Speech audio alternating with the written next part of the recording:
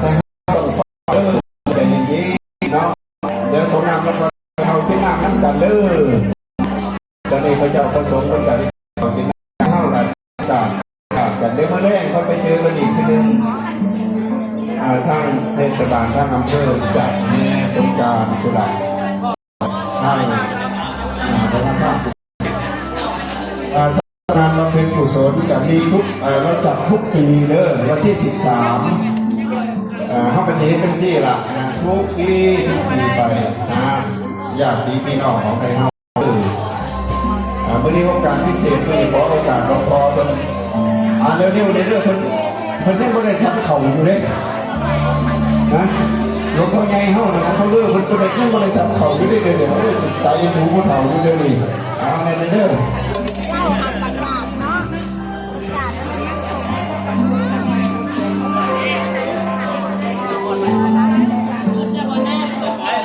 ครับเป็นหน้าที่เลยเป็นหน้าที่ยายเลย